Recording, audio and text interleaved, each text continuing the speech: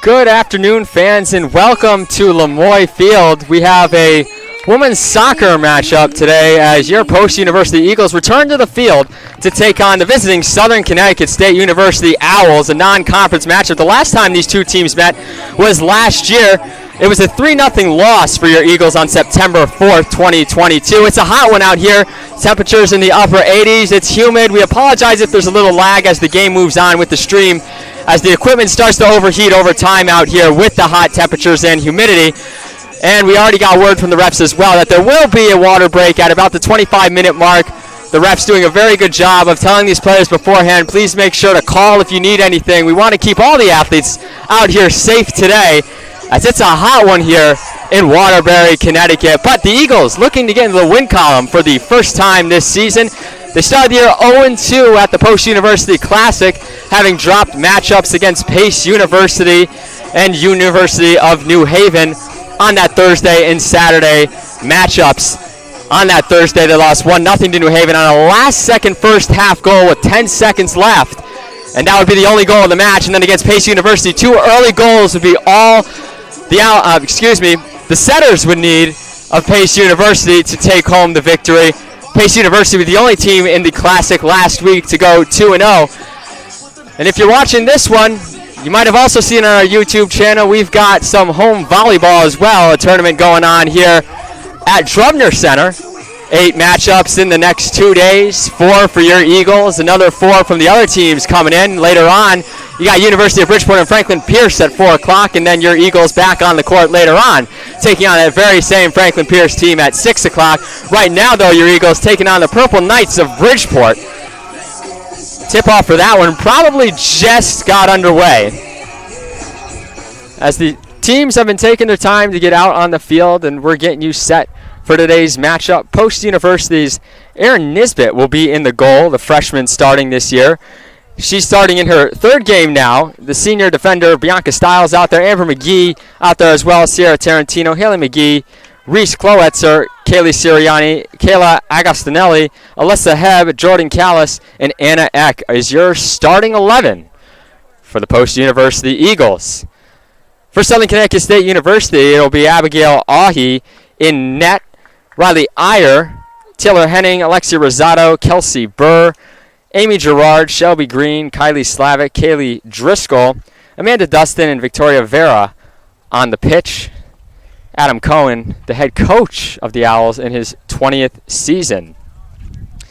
You see the team starting to take the field. We're ready for kickoff. The Owls will be attacking to the left side here momentarily, as we are ready for some soccer here on a beautiful Friday afternoon. And your Eagles won't have much of a break after this one either. They will get right back to it on Sunday afternoon at noon in their next matchup. And then men's soccer right after that will take on number 1 in the nation, Franklin Pierce. As we are underway here from Lemoy Field, Owls attacking to the left side. It's Kelsey Burr with the ball on the far right side. Burr feeds the pass ahead to Victoria Vera. Going to be a little bit too far out of play. And we'll get a goal kick to start here for Erin Nisbet. Nisbet earned honor roll nomination last week in the CACC weekly release. Nisbet had 17 saves across 2 games against Pace and New Haven, as the Eagles looking to work the ball to midfield, but headed away there by Dustin, down the field to Slavic with it, all the way down to the end line. Agostinelli trying to chase it down, can't. That'll look to be the first corner kick of the afternoon. Taylor Henning will take it for Southern Connecticut. Henning, the graduate midfielder from Farmington, Connecticut, looking to push it into the box. Out there is McGee near the corner, as that one's on the ground. Over to Kelsey Burr. Burr in front. It's kicked away by Sirianni. Back out to midfield. Headed around there by Iyer and Gerard. And now we're back out to midfield with it. Chasing it down was Anna Eck, the junior from Castle, Germany. Ball carrying off a few Owls there down the right sideline, taken away by Alyssa Hebb. Hebb has a strong boot. We saw her kick one or two out from the 40-yard line last match, nearly getting into the top of the net, but not quite enough to get that first goal as Tarantino down the right side to McGee. McGee off sides and will now work the ball the other way for the Owls. Owls coming to this one 0-1-1 on the young season. You got to figure both teams will be playing a little bit of a slower pace today with the heat and humidity. Don't want to obviously tire yourself out too early, but you don't want to put the players in danger either, which is why we'll have that water break at about the 25-minute mark. As the Owls working it up the left side. Once again, that's Taylor Henning back over to Riley Iyer. Henning gets it again. Henning into the backfield for Dustin. Now it'll be the defenders kicking it back and forth around the 40-yard line, now getting ready to cross it over midfield. Is that pass intended for number 13, Kelsey Burr, goes just a little too far. Be a throw-in down the line, though, for Southern.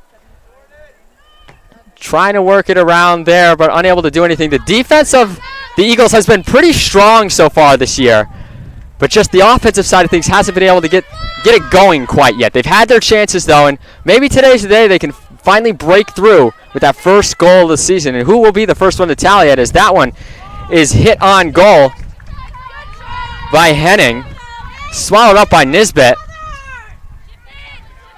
As Nisbet throws it out to the left side, our left side, to Agostinelli, Nisbet's right side. Taken away and back down the sideline with it was number 20, Kylie Slavic. It's thrown in front. Vera just wasn't able to get to it as Nisbet corrals it. And back the other way go the Eagles. Sirianni passes it over to Eck. Now Sirianni working with Rosado, gets it taken away. Rosado now down the right side, kicks it over to Burr. Burr coming back towards the middle, looking for an open man, and she's got it in Henning. Henning over into the corner to Slavic. And a nice play by Tarantino to break it up and kick it down the sideline just a little bit. Help your Eagles set up a little bit of a defensive unit here. Henning working it around to Iyer. Iyer towards the middle, tries to step around Eck, can't quite do it. It's over to Slavic in the corner. Slavic knocks it out of bounds, and Nisbet get to take that one out. The Eagles will look to see if they can mount an offensive attack. So far, nothing really doing past about the 40-yard line for the Eagles on the attacking side. They haven't been quite able to get anything manufactured deep towards Abigail Aughey. We'll see if they can make a push here as Agostinelli kicks it up the sideline, off the head of Gerard, over to midfield once again as Callis steals it away. Callis down the line, McGee with her. McGee has one person to beat in Dustin, and Dustin takes it away at around the 30-yard line, 25 about. And now we're back the other way with the Owls attacking hard and early in this one. Eck with it into the backfield to Agostinelli. Agostinelli off the head of McGee. And Jordan Callis now tries to take it away from Amanda Dustin. Callis has it. Dustin kicks it out of bounds, and we'll get a corner kick here. Sierra Tarantino will be the one to take it.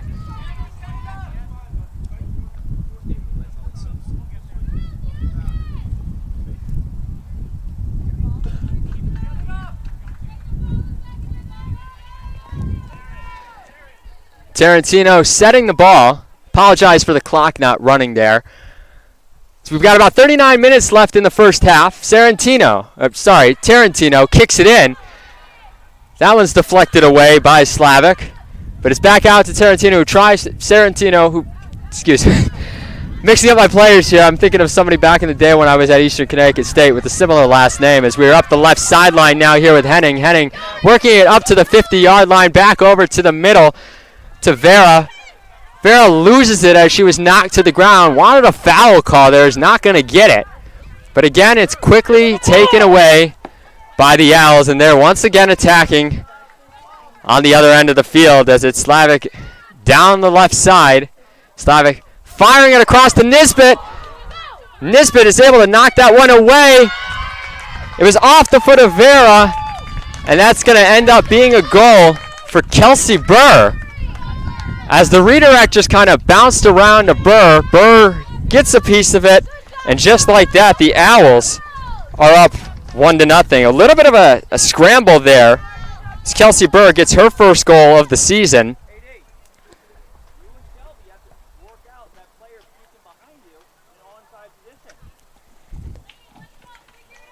You saw Dustin in front there just tried to fire it in. So Slavic kicked it towards the middle. Vera couldn't quite get a foot on it, and then it was Burr who ends up getting the goal as the Eagles now playing from behind, something that they've had to do in their first now 3 games to start the season. 37:52 to go in the first half as the goal scorer Burr with the ball right now at midfield. Rosado now right around that Eagles logo. Give her the ball. Gets it out to number 3, Riley Iyer. Now down the left side again is Henning. Henning over to Slavic, kind of setting up similarly to what it was before. Agostinelli falls. That one's kicked out of the middle by Amber McGee. McGee now getting it back again and kicks it to her sister, Haley McGee, who is fouled on the play, and it'll be Eagles ball around the 45-yard line. Looking to mount an offensive attack here early on. Have not been able to get anything doing. We'll see if they can do it here now. Hebb's got it. Like I mentioned earlier, Alyssa Hebb has quite the boot to her. We saw her kick it from about the 40-yard line a few times. She can rocket it in very deep or get a really good shot into one of the corners. Something that Ahi will have to look out for, and the Owls certainly cannot give her any space on the attacking side, or she's going to wail on it deep into their territory as, once again, it's the Owls' ball. They've maintained possession for a good portion of this first half here. Eagles really not able to make too many long passes, which has been a lot of what they've been going for so far. Not a lot of short passes to work it up slowly. They're kind of going for the home run ball, it seems like, early on, and have not been able to quite break through that defense and get something, as that one's going to be turned over, and the other way comes Slavic. Slavic fires that one to the right of Nisbet.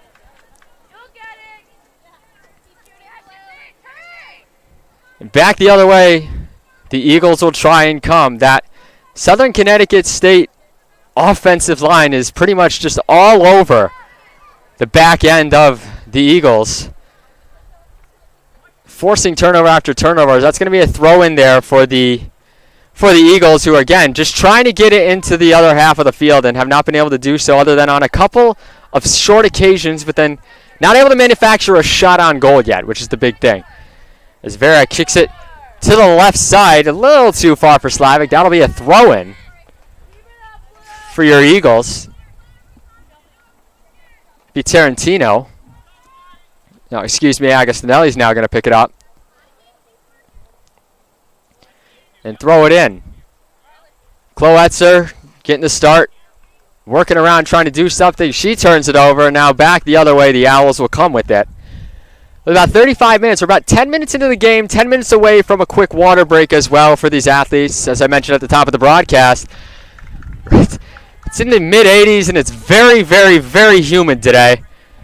Tail end of a bit of a heat wave here in Connecticut as temperatures look to cool over the weekend. By Sunday, which should be a much nicer day for everybody out on the pitch for that doubleheader of games coming up. These Kloetzer draped all over, gets around a few defenders, and now Callis has it up the pitch at around the 30. She's got Owls all over her. Is not able to maintain possession of it, as Gerard and Green just double-teamed her and took it away. And now the other way comes Slavic with it, working on Agostinelli, working towards the middle of Slavic. Slavic kicks it over. Hebb, though, is going to take that one away and kick it out to Eck. Eck now with it around the 35-yard line, gets it over to Sirianni, and here come the Eagles in the other direction, looking to do something in transition here. And Sirianni just fires it down into the offensive half, out of play.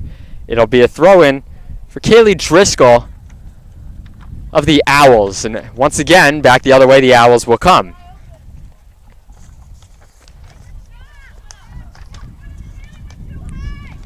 Like I mentioned, Southern Connecticut coming into this game 0-1-1. They lost 3-1 to Bridgeport, a CACC opponent of your Eagles, who we'll see later this year, and then tied Queens, New York, the Queens College of New York, 0-0.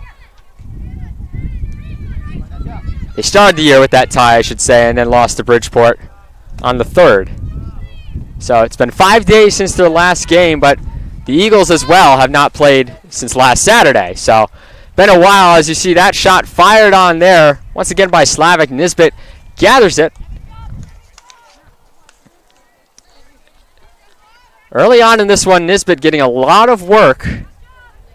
But as we saw in the first 2 games of the year, she's really been up to the task. I mean, she has quite honestly been very solid in terms of stopping shots and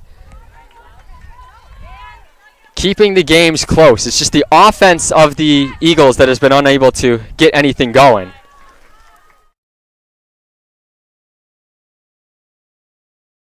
Nisbet once again there with a diving stop. It was on the outside of the net, but still able to make a good stop there. And now once again, the Eagles up to Sirianni, and that one's just taken away once again by Driscoll. And now down the right sideline goes Driscoll. She's out of bounds. Throw-in coming up, and we've got a substitution coming in. Zoe Meyer into the game for your Eagles for Tarantino, who looks to be in a little bit of pain. Might just be a little bit of fatigue. Again, like I mentioned, it is very hot out today. So, players, you may see a few more subs here and there here in the first half. Again, we do have that water break at the 25-minute mark. 32 minutes to go here in the first half, though. Owls once again in control of the ball as they're working it down the left side. Slavic's got it. Slavic across to Vera. Vera not able to get anything going there, and it's out of bounds. But the throw-in going back to the Owls, who continue to maintain possession in the offensive end here in the early going. Iyer throwing it in. Gets it over to Henning. Henning back over to Iyer. A little back and forth there as you see Meyer trying to get herself inserted into the action right away. Agostinelli with Slavic. Slavic kicks it towards the goal, and that goes out of bounds. And it'll be the second corner kick of the afternoon for the Owls, who have Taylor Henning down there to take it. Right next to her is Alexi Rosado. See if they fire it in low like they did last time here. As this kick is into the box, headed just to the left side by Shelby Green. And out of play, Nisbet with a great dive towards it. Goes out of play, and we'll have a goal kick here. Nice header there by Shelby Green. Just going wide. Looks like Southern had exactly what they wanted on that, and to try and manufacture that second goal. You know, 1-goal lead is never safe in soccer. 2 gives you a little bit of a cushion to kind of ease on the gas a little. But again, with a game like this where it is so warm out, you know, you want to slow that tempo down, especially with the lead, to maintain control. As the Owls passing it around in the backfield, Green with it. Over to Rosado at midfield. Rosado towards the right side. It's taken away by Hebb. And then right back over to the Owls as Driscoll with it towards the middle. And they're going to get an offsides call here as Vera was flying in.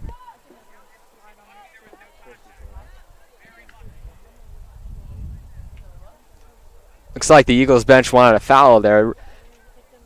Referee saying there was no contact, and from this angle it certainly didn't look like there was much of anything. Looked like Vera was actually trying to go in for the slide to kick that towards Nisbet and get over her head, as Nisbet was coming in on that play to try and stop the streaking Vera, who was coming towards her in net as that pass was going towards Vera. As that one's again taken away by Gerard. She kicks it ahead to Vera, but then it goes over to Rosado. Rosado towards the box. It's Kelsey Burr, the goal scorer from a little while ago, who got a foot on it. And Nisbet once again with a nice save. Nisbet taking your time with this one. 29 minutes to go in the first half. That one's kicked into the offensive half for the Eagles, as you saw right there. Haley McGee, last year's leading goal scorer for the Eagles, trying to do something with it, unable to, as this one's once again down the left side of the pitch, and nothing doing there once again, as Ahi will get her first goal kick of the game. You had the one corner kick for the Eagles. They weren't able to manufacture on it, as Tarantino's pass towards the box just didn't really go anywhere. It was swallowed up by some Owls there. A little while back. Owls coming up. The right side of the pitch is Burr, the goal scorer from just over 6 minutes into the contest. Handles it over to Rosado. Rosado into the backfield to Dustin, and up with it is Henning, over to Iyer, and then Slavic. It's not going to be there to get that, as going to see it go out of bounds, and it's Eagles ball. Be Haley McGee throwing it in.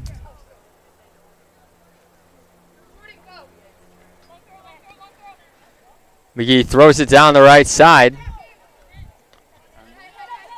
Almost a handball there by Meyer. Once again, it's taken by the Owls. McGee looking to make a nice slide there. That'll be a foul on her, as Owls maintain possession. 27 minutes to go here, as Owls maintaining that 1-0 edge. No shots on net yet for your Eagles. One shot on goal for Southern, and that was the lone goal so far of the game. Nisbet, though, has had to come out to make a few other saves that would count as well as shots on. Eagles kick it back into their offensive end, right to the defense of the Owls, as that's Shelby Green with it. Iyer now working with it over to Henning. Henning towards the back to Gerard, and now Gerard kicks it ahead, as you see hustling down there is Driscoll. Nisbet coming out of net to stop that one. No offensive threat there for your Owls.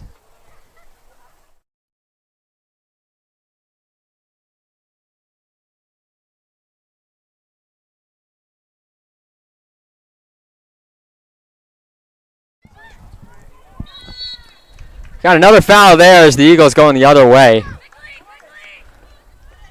With it is Meyer. And now it's kicked back out. And the Owls once again forcing another turnover. Southern Connecticut, the Battle of the Birds, in control in this one early on. So we got a kick from the outside there from Burr. She gets it in to Henning. Henning firing it across, and nothing doing there. Coming up on the 25-minute mark is Lydia Asamoah. Will check in shortly for the Eagles. Eck kicks it out back to midfield, and right back with it are the Owls. Shelby Green with it in the backfield. Owls once again, like I've mentioned a few times now, have maintained possession pretty much throughout this first half.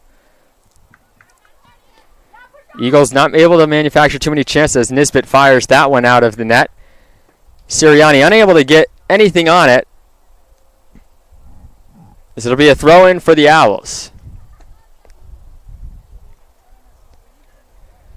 Continue to play on here in the first half at Lemoyne Field. If you're just joining us, it's 1-0 Southern Connecticut on an early goal by Kelsey Burr. It was fired in by Kylie Slavic and kind of bounced around. A shot by Victoria Vera was turned away, and then just right there was Kelsey Burr, number 13, to get the job done, as Eck comes out for Asamoah. Makes her first appearance of the day. So 2 subs already coming off for your Eagles. And they're going to take a water break here with 24:10 remaining in the first half. We'll take a quick commercial break here on the Nest Network, powered by CACC Network. I'm Michael Vesci, joining you for this non-conference matchup between your Eagles and the Southern Connecticut State University Owls.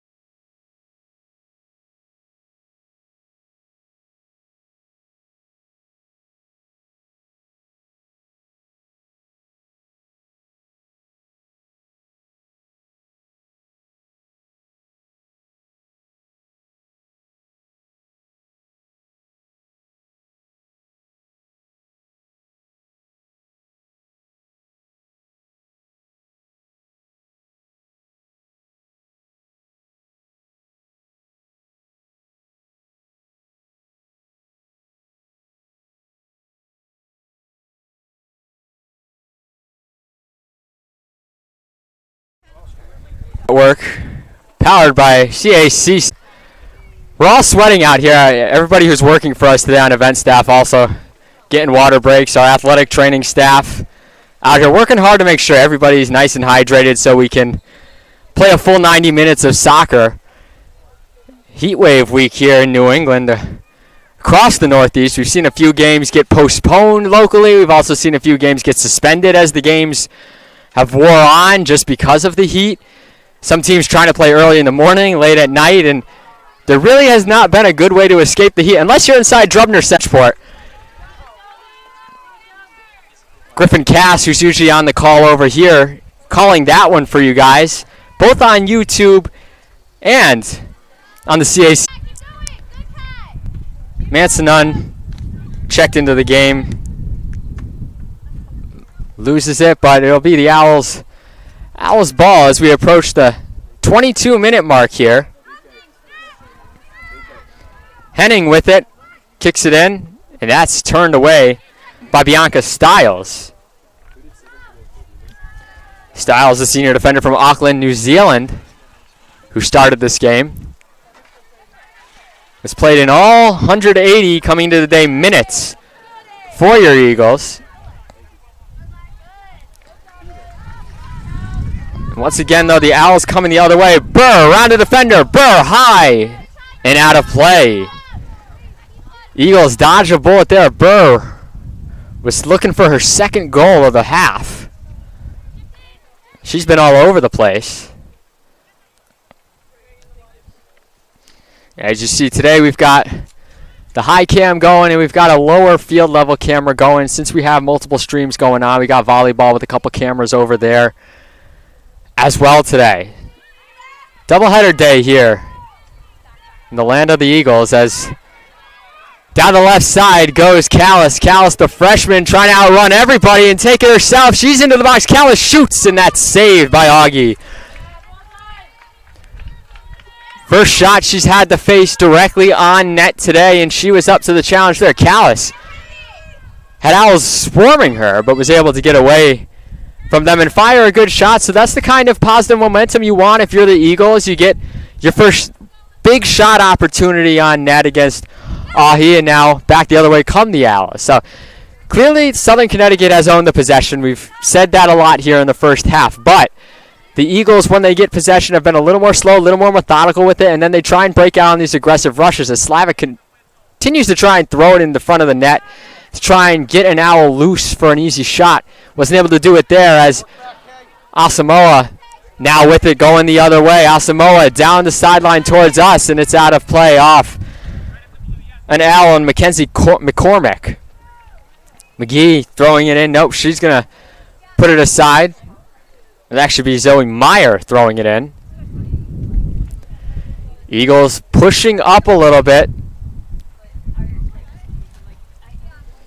With just under 20 minutes to go here in the first half. The sun was behind the clouds for most of pregame in the first few hours of the morning, and it's decided to make an appearance. And with that, it's brought a little more heat and humidity. Not that it wasn't hot and humid before the sun came out, but it's just that added little extra bit of heat and humidity that makes a difference in games like this.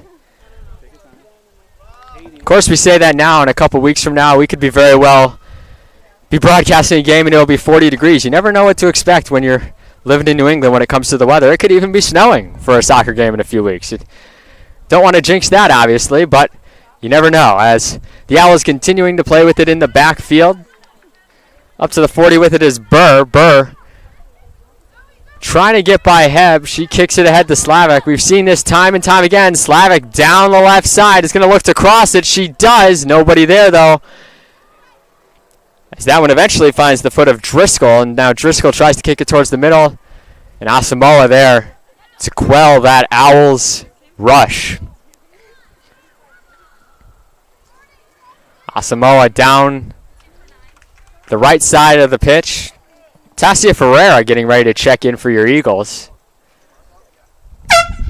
She will do so now. Ferreira coming into the match for Haley McGee. We mentioned earlier, too, Haley McGee being the leading goal scorer for your Eagles last year. Obviously, with nobody scoring for posts so far this year, she's got 0 goals, but she had double digits last year and led the team. No one was even close to touching her in the goals category. Eagles got into the tournament as the 3 seed before falling in the quarterfinals. As there you see Slavic trying to take it herself, and she's got it. Kylie Slavic puts one into the back of the net past Nisbet on the left side. And the Owls have opened up a 2-0 lead here in the first half. Slavic, that's her first goal of the season.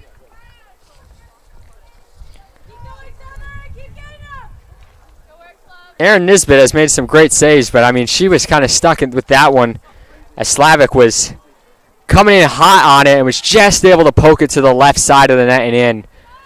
For the second goal of the afternoon for the Owls, as we got 17:54 left here in the first half.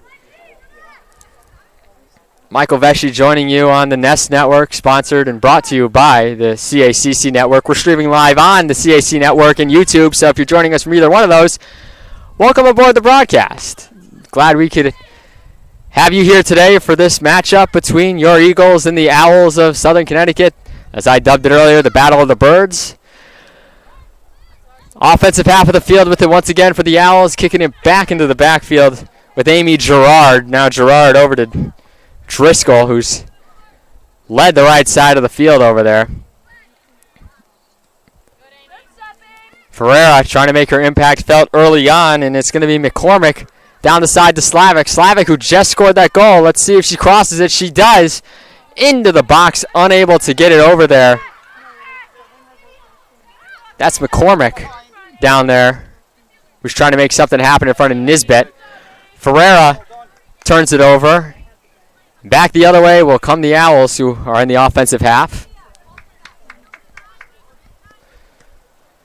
Of course, we'll have the 15-minute halftime break Typically, you'll see Post go to their locker room down the hill, get indoors for a little bit. And they're definitely going to need it today with the heat and humidity. Just a little bit of a break for a little while will certainly do wonders, I'm sure, coming into the second half of this one, as the Eagles have some work to do, down 2-0. Still unable to score that first goal of the season yet. Still looking for something here in the early going to get some momentum back. The Owls have been in control of the possession and on the scoreboard. But again, you got to play all 90 minutes, and we'll see what the Eagles can do, as there it is with Slavic down the side once again. Slavic working against Kloetzer. And that one's kicked back out to McCormick. McCormick is going to maintain possession for the Owls.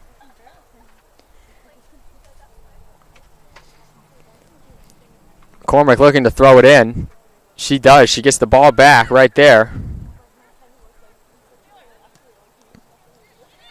Up and around with it is Gerard. Gerard back up top to Rosado.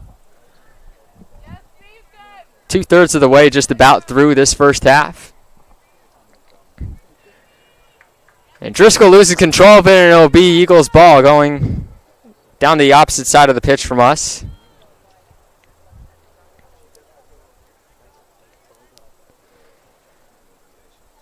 Taking the time on the throw, and it looks like from this vantage point that's Bianca Stiles throwing it in, and she does. That was Stiles.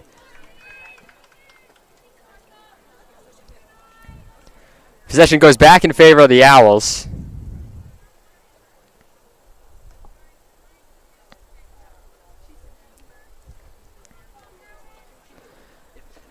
Now with it is Ferreira. Tries to get it ahead to Callis. Callis can't maintain possession.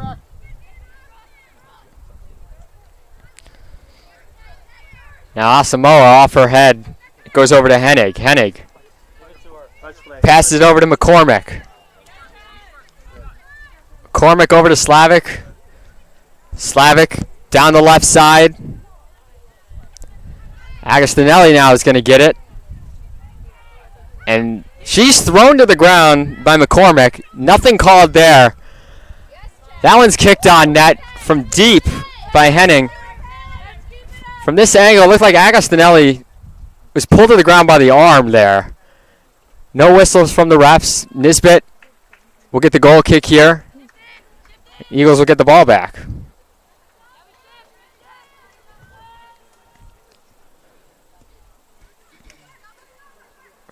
From the left side now, left side of the attacking side for Stiles, and now Amber McGee with it. Agostinelli carries it up the near side near us. Asamoah back over to Agostinelli.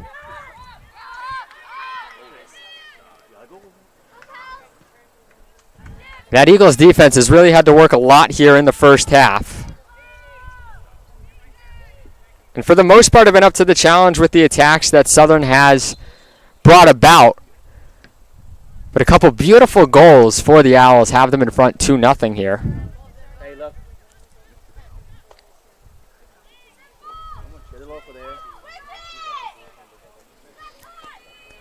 On the defensive side with it is the Owls at around the 35-yard line, over to McCormick. It's okay. That one's booted into the air by Dustin. Agostinelli kicks it over to Nisbet. Nisbet's going to hit that one deep. That one goes a solid 40 yards. And that's ahead to Ferreira. Ferreira, all one-on-one there, shoots. It's corralled by Ahi. A good run down the pitch for Ferreira, but not able to get the job done, as we're going to have 3 subs come in momentarily for Southern. Shiana Reeves, Nikki Delore, and Isabella LaPearl.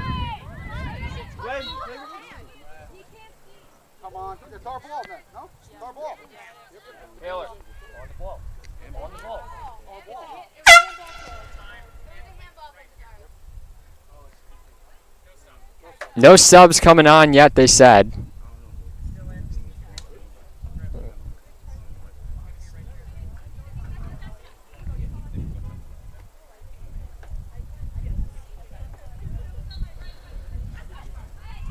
The Owls with the free kick. Down the side, Meyer taking it to McCormick a little. Slavic crosses it. Nothing doing there for the Owls. It's just going to go to the far right side, and that should be a throw-in for the Eagles. It is.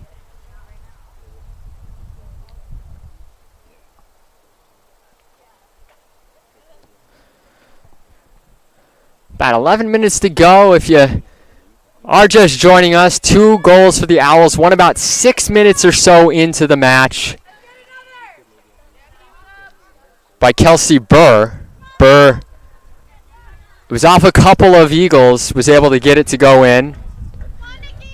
And then a beautiful one a little while ago by Kylie Slavic, who's been really the setup person for most of the rushes, was able to boot one by Nisbet on to her right side, our left side from your viewing angle. As McCormick down the side kicks it over to Slavic, and Slavic once again crossing it. Stiles kicks it out of play. That'll be the 3rd corner kick, I believe, of the day for the Owls, which will bring in those 3 subs that I mentioned a little while ago.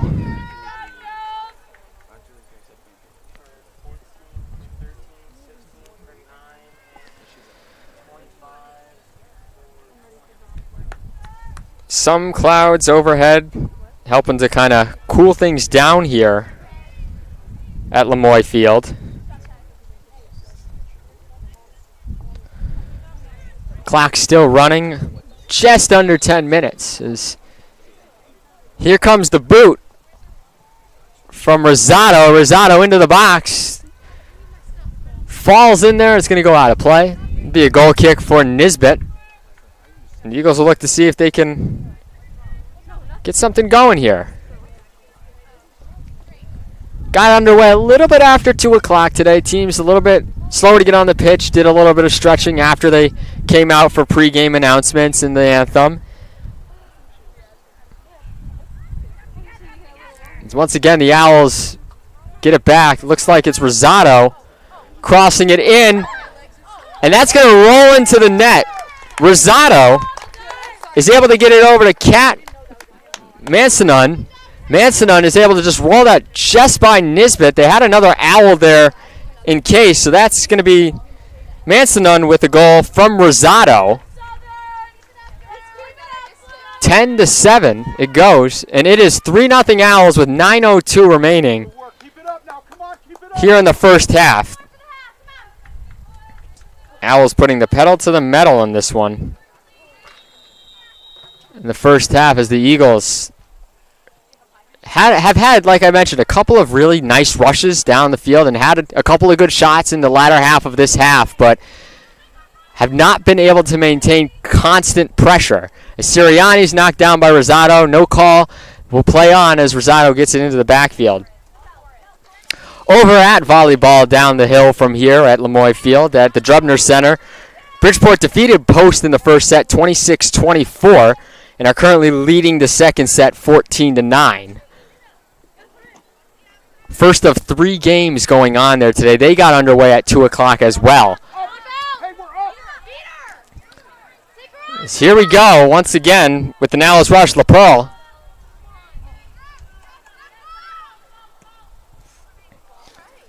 That one's kicked deep by Reeves, who was newly subbed in a little while ago.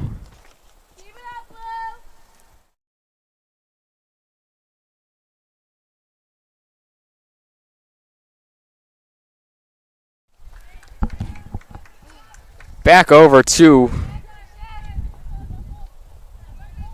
the Eagles.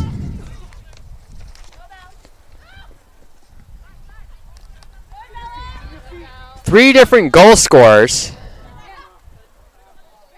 so far today. Mansonon, Burr, Slavic, your 3 goal scorers so far. We got about 7 minutes to go here in the first half. Agostinelli on the throw-in. They throw it into the backfield. Amber McGee. Want to make sure we differentiate between the two. You got Amber McGee and you got Haley McGee. Both seniors from Jackson, New Jersey. Of course, as I mentioned, Haley McGee, the leading goal scorer last year for your Eagles, as that's going to be a foul called against the Owls. Sirianni knocked down. Looks to be okay. Just kind of holding the right side of her head briefly. Excuse me, left side.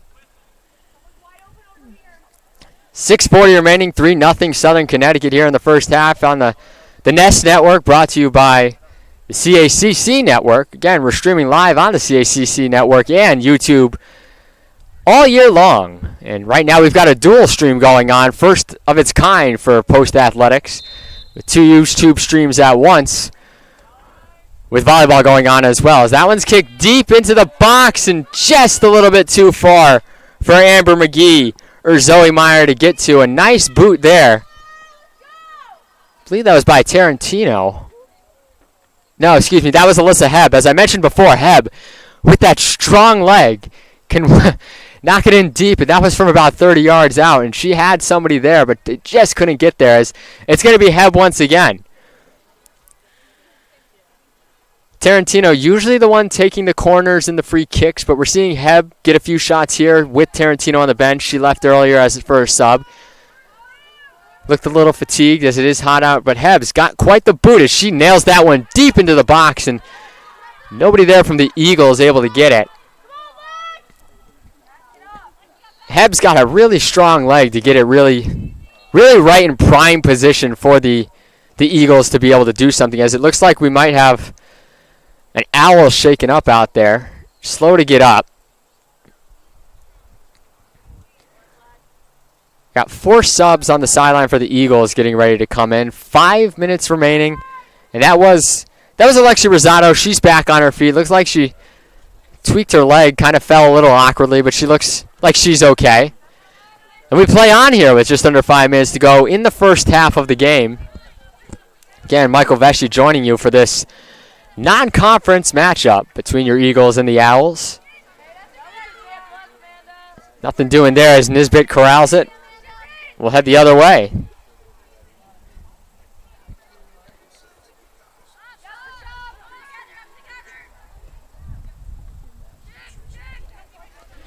Augustinelli in the backfield. Kicks it in, and it flies off a couple of Southern Connecticut State University defenders. And once again, the Owls maintain control. 4 minutes to go here in the first half. Official totals on the board say 4 shots on goal for Southern, 2 for the Eagles. Give or take a few. Live stats, if you're trying to follow along, are currently down. We're having some internet issues here at Lemoy Field. It's working to fix it at halftime and get you those stats more regularly in the second half, as that one's kicked in deep by the Eagles. But getting to it is unable to get it, as Callis was streaking down there and nearly was able to get something into the back of the net. It would have been the first goal, and potentially something doing for the Eagles is Anna Stefanidis, Taylor Gotsagan, Faith Roy, and Larissa Blanchili into the game.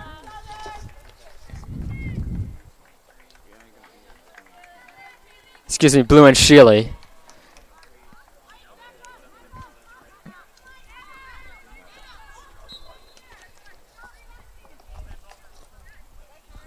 As it's Owls' ball with 3 minutes to go here.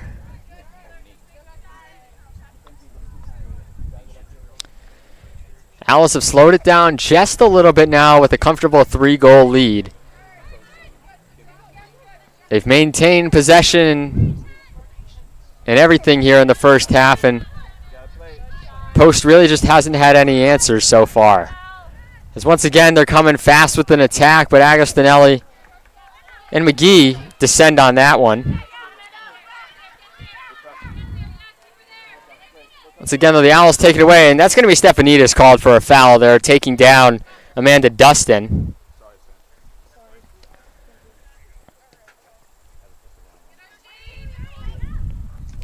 Two minutes to go here in the first half.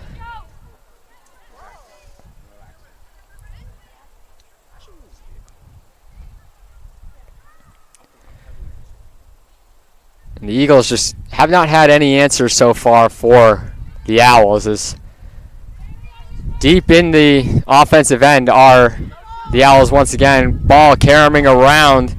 Deep in there was number 14, Nikki Delorier. That one goes just wide of the net, fired on by the Owls. Minute 30 remaining.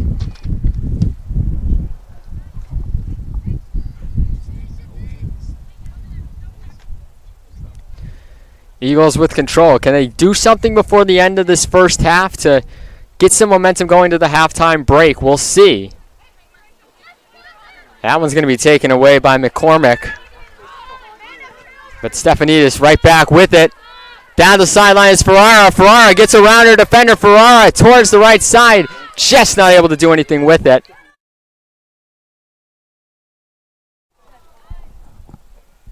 And that rush turned away by Southern Connecticut as Ferrara's down.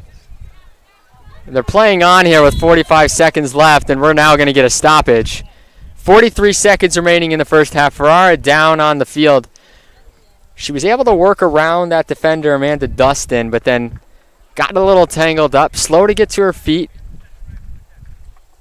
Looks like she's going to be able to walk it off, though, and we'll play out the last 43 minutes of the half and head to the halftime break.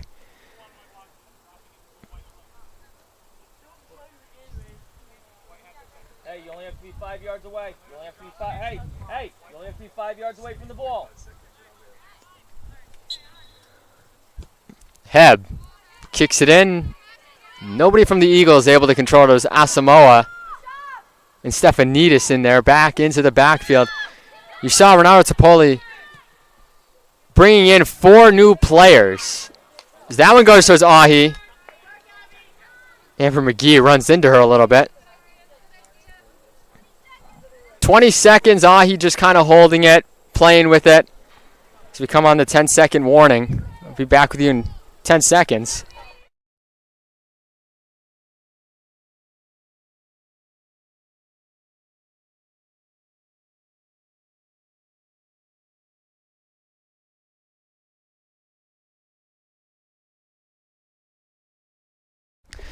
And so that does it for the first half. 15 minutes on the clock for halftime. It's 3-0 Owls. We'll give you a little bit of a recap when we come back before the second half. But for now, we'll shoot it over to commercials for the next about 15 minutes or so. And we'll come back and play another 45 minutes of soccer here at Lemoy Field. I'm Michael Vesci. This is the Nest Network, brought to you by CACC Network.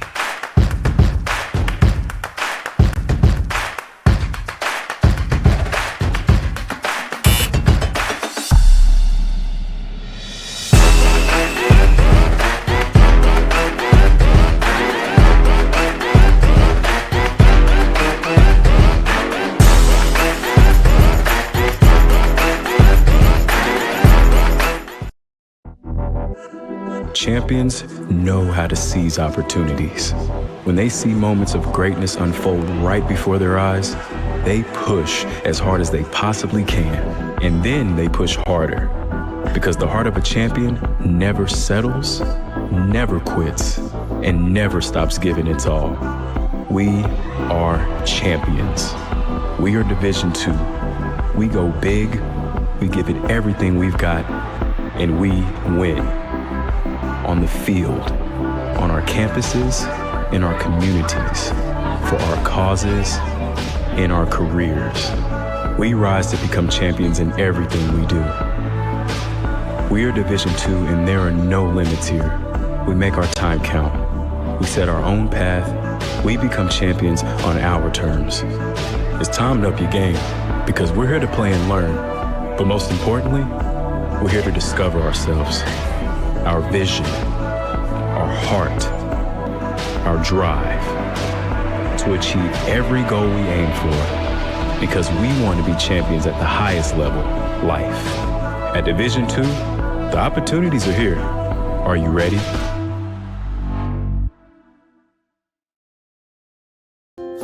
In NCAA Division II, student-athletes leave a lasting impression on their communities. That's because Division II student-athletes want to make a difference and truly be part of their surrounding communities. Community engagement, thousands of student-athletes from various backgrounds interact with community members who view them as role models. This interaction leaves a positive and perhaps even life-changing impression on all those involved. In Division II, we rise to the opportunity and make community engagement ours.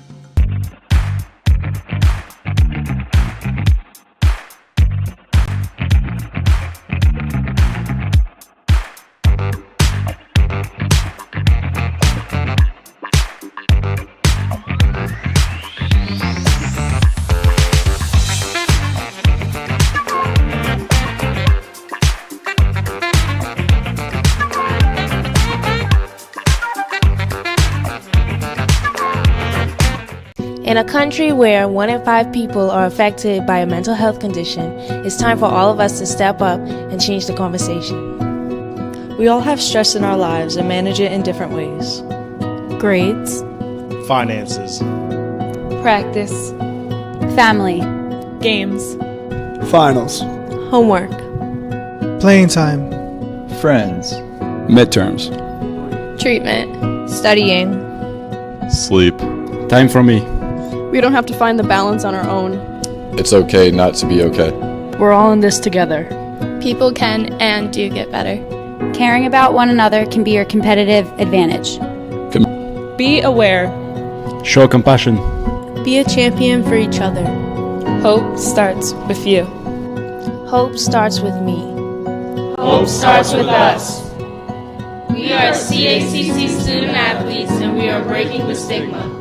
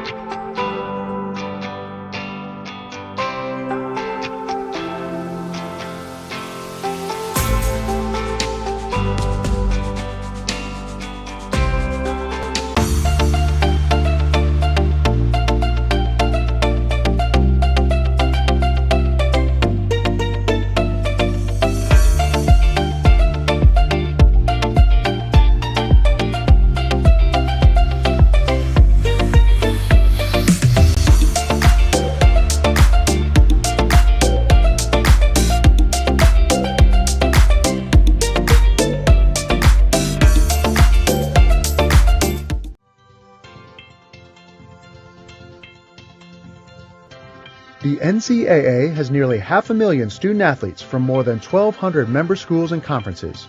There are more than 19,000 teams competing for 90 championships in 24 sports across 3 divisions. Division II has more than 124,000 student-athletes from over 302 colleges and universities. The division offers athletic scholarships while balancing a collegiate athletic environment that encourages student-athletes to discover and pursue what they love. The annual NCAA convention is where Division II members implement new rules. Delegates from every school and conference gather to discuss and vote on each proposal. Each eligible school, conference office, and the Student-Athlete Advisory Committee hold one vote.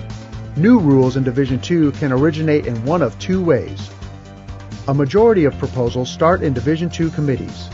Those groups, comprised of representatives from member schools or conferences, debate concepts and forward recommendations to the Division's Management Council and President's Council. The Division II Management Council reviews each proposal from the committees, makes recommendations, and forwards them to the President's Council. The President's Council, composed of college presidents and chancellors, is the top leadership group in Division II. Its primary function is to establish and direct general policy and strategic direction for the division. It is the only group within the governance structure that can sponsor legislation for a vote at convention on its own. New rules can also be proposed directly from Division II members. If 15 active Division II schools or 2 conferences sign on as sponsors, the proposal will be voted on by the entire Division II membership, no matter what position the division's committees and councils take. Through the legislative process, the Division II membership and its representatives enact change across the division.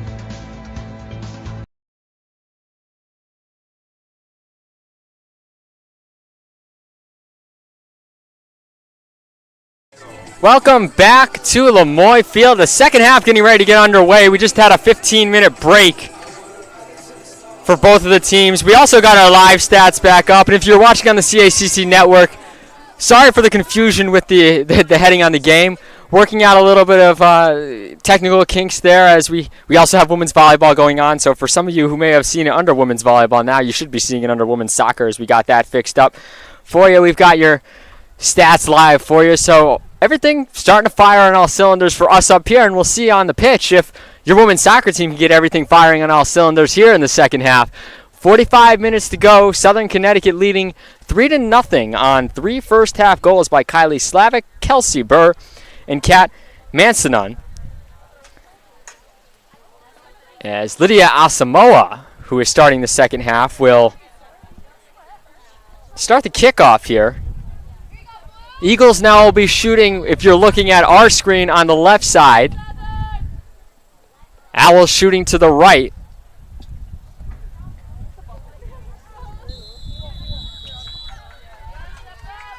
And we're underway here in the second half.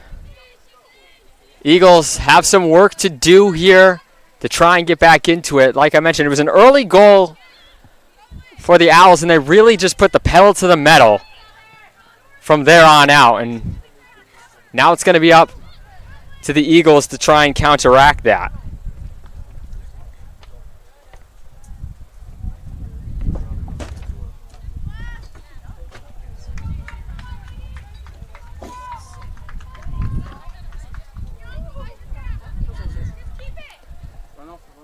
As down the pitch go the Owls.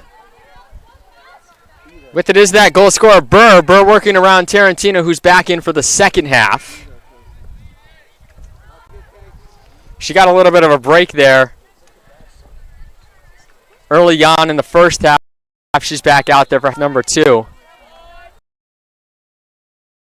Continue on with this game. Just a huge credit not only to the players on the pitch for braving the heat, but all the staff that are here helping make sure these players stay safe.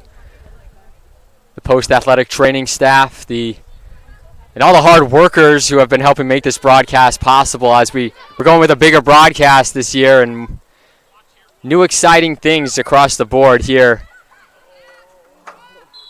for Eagles Nation. As be a free kick for the Owls. early on here in the second half. Kelsey Burr got the scoring started. Kylie Slavic added one later on, and then rounding it out was Kant Mansonon. Shelby, should be 2 on the ball, yeah? 2 on the ball. 3 goals for the Owls.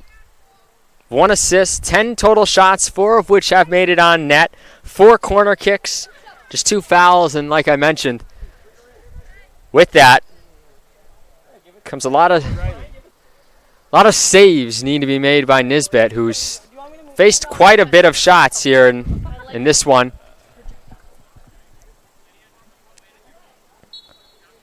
Asamoah talking to the ref, and now we're finally going to get this kicked away. 42-35, clock's still going, and up races the hand of Rosado.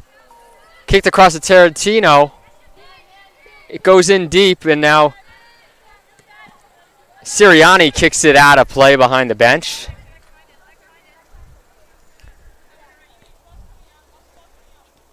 Two saves for the Owls, just 1 for Aaron Nisbet. In the fouls category, it's 6 for post, 3 for the Owls. These are the team totals that we bring into you, as there's a heavy push off there by Victoria Vera. That one's called.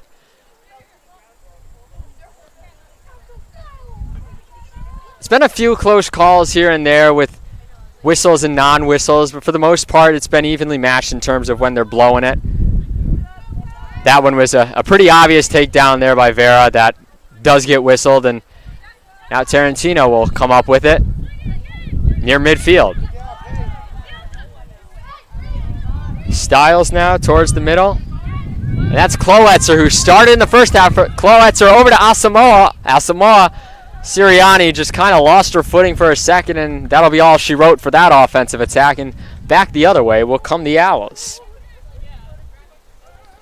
Again, we thank you for joining us today on YouTube and on the CACC network.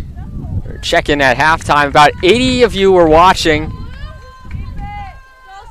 And a bunch more stuck around for the halftime commercials brought to you by the CACC network. And plenty of people over watching volleyball as well, both in the arena and online. And we thank you for joining us, joining me, Michael Vesci, over here at women's soccer, and down the hill, if you're watching women's volleyball, Griffin Cass. If you're watching in a multi-view, which you can do as well, you can watch both post-athletic games going on right now as the Owls inbounding it and trying to get in deep. Tarantino kicks it back into the offensive half. Asamoah with it. We saw a bunch of changes towards the end of the first half for Renato Topoli.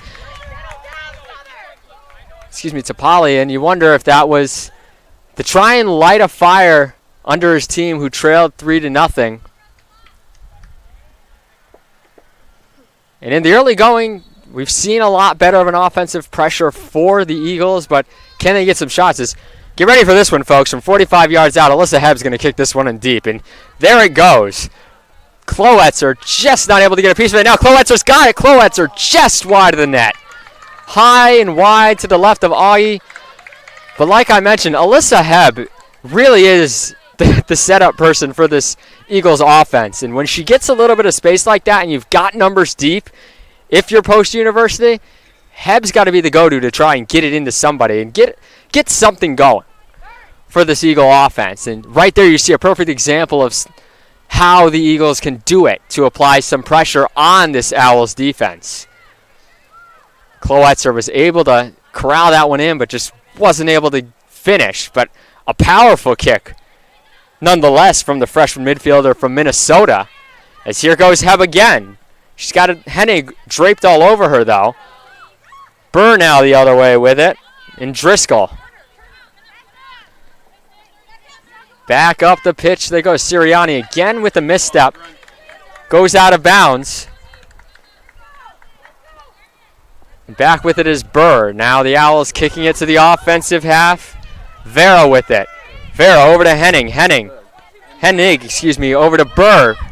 Ahead to Vera, but that one's kicked away by Amber McGee. Back and forth these teams go. You got to think the break helped out the Eagles a lot. As there's Slavic, she's going to cross it. Gets it over to Vera. Vera almost able to work it around Tarantino and can't quite do it. And then looks like we're going to get a foul called on Vera. And looks like down on the field is Augustinelli, if I'm not mistaken. Cramping up a little bit, it looks like. It is hot. And everybody taking a quick water break here. Is, like we said, it is a very warm day here in Waterbury. It's been a very warm week. The temperatures are supposed to start to fall as the week goes on. That's actually Bianca Stiles down.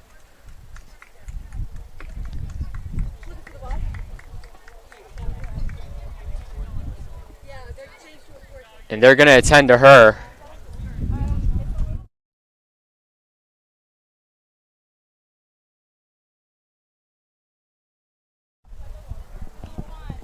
As well, get a quick water break here. Yeah, it's we're checking the temperature right now, the real-time temperature. It's 86 here, but it feels like 95. So to say that it's imperative that these athletes get some water and get some rest would be an understatement, because it is a very warm day out here in Waterbury. We're under a tent up here, but I'm still sweating up here. I don't think it's because I'm calling the game. I think it's just because it's warm. But we're continuing here with the break, and Stiles is still down on the pitch. It looks like it's a calf. Don't want to speculate, obviously, but athletic trainer Donovan out there. Stiles looks to be holding her lower leg. It looked like she went down with a cramp, though, and so we had a quick stoppage. 38-12 remaining. And while we're waiting on play to resume here, we'll try and give you an update on volleyball as they were taking on University of Bridgeport. If you're watching that one over there, first home game of the season for the Eagles, who went 0-3 last week in New York, playing a variety of teams in Queens and University of Charleston and Malloy. And they're first of 4 now today, as we just have official word that the Eagles have been swept by the Purple Knights 26-24, 25-14, and 25-15. So they dropped to 0-4 on the year. Now both teams are in the CACC conference. They will take on each other later on this year, and that game will count towards the conference standings. This game today did not count towards the conference standings, so of course it counts towards the win-loss record, but if you're the Eagles, consider it a warm-up, and you've seen what Bridgeport has, and now you come back later this year, play them again, and game plan a little bit differently. Obviously, later on, the Eagles will look to get their first win of the season. They'll take on Franklin Pierce. Franklin Pierce and Bridgeport will get underway at about 4 o'clock. So look out for that one. That one will be live as well. Get you some stats, too, on that game out there. Leading the way for the Eagles in kills was Colleen Romero with 8. Kaylee Harper had 5. Hannah Brandt with 4 on 8 attempts. Her hitting percentage was .500. 13 digs from Melissa Groves, 11 assists from Isabella Ray, but it was all Bridgeport in this one, as Haley Jensen led the way with 13 kills on 41 attempts. So even though she hit at .98, led the way. 23 assists for Jaden Drollinger. But like I mentioned, the next game will be a non-post-university game. It will be Bridgeport versus Franklin Pierce. And the Eagles will get a little bit of a break. Stiles came off, and now we had a hard collision. We're going to have a yellow card issued, but Asamoah and Rosado banged into each other very hard, and you heard one of them let out a yell just seconds after we had Stiles go down with what looked like a cramp, and now Rosado and Asamoah a little bit slow to get up. Asamoah now on her feet, but Rosado looks a little bit shaken up.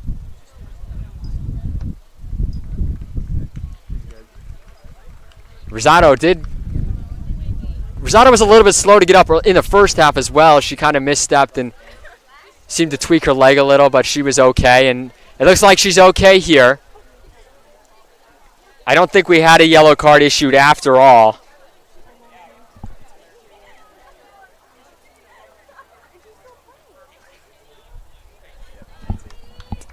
And we did have a yellow card there with 38:06 remaining on Shelby Green.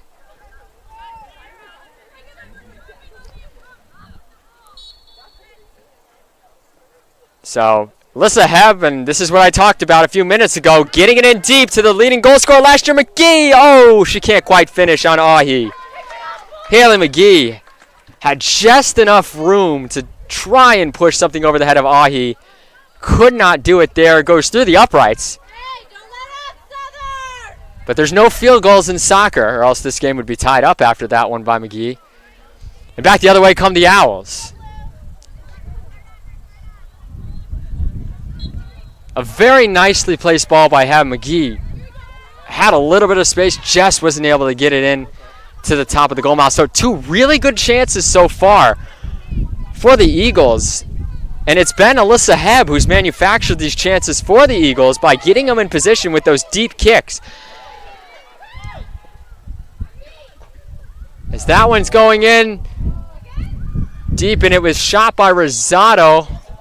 After Driscoll kicked it in, it goes out of play. Sirianni tying her shoe on the ground. We got a goal kick. So if the Eagles sideline is seeing what I'm seeing, they've got Alyssa Hebb setting up their offense really well deep in their zone. That's been 2 really good kicks in the second half, and you got to wonder if she'll take the corners now. I know Tarantino has been primarily doing that, and she is in the game now. So it'll be interesting to see if there's a corner kick, for the Eagles, if that will be taken by Hebb or by Tarantino, or if it depends on the side. Some teams, it depends on what side of the pitch you're on, if they'll, have one person kick it or the other. And so far we've seen a mixture, but also that's because Tarantino was out in that first half as Eagles look to get something going. They're at midfield with it. Amber McGee with it. Taken away by Slavic, who scored the second goal of the game early on. It's taken away by Augustinelli. And a throw-in coming for the Eagles. 36 minutes to go. I believe during that timeout, couldn't quite hear because I got the headset on, but it looked like they moved up the water break because of that stoppage a little bit. But I would expect to potentially see another one coming later on, depending on how hot it gets. Like I said, during that brief break, it's 86 degrees, but it feels 95. So we're approaching the 100 mark, not to mention it is bright and sunny out. Chance of thunderstorms in the forecast, but that's not going to really do much in terms of cooling down the temperatures if we even get one, which, checking the radar, there is nothing that will impede this game in terms of rain or thunder or lightning. So we'll play on here as Hebb once again deep. Callis running down that right side, cannot quite outrun Riley Iyer. I tell you, Jordan Callis has been super quick down the pitch in this game. If you're looking at bright spots right now, even though the Eagles are down 3-0, you're starting to see a lot more plays manufactured by this offense from Alyssa Hebb as Asamoah loses it to Dustin, and back the other way come the Owls, and now it's Vera. Vera taken down by Hebb. We'll get a free kick going. But that's something I've taken away by doing this today and watching. The offense seems to be starting to find more of a rhythm and getting more chances. And it's because of the chances that Alyssa Hebb has given him by pushing the ball deep, and the hustle of Jordan Callis has been second to none. I believe today, just from my vantage point, she's been one of the fastest players on the pitch in terms of just hustling and getting on the offensive end. Her and Tasia Ferreira have been really dogging it down the field in these hot temperatures and giving the Eagles some really good setup chances throughout. Of course, it hasn't reflected on the scoreboard, and that's the thing we've talked about in these first 3 games. I say 3 games, meaning the first half of today and going into the second half of today.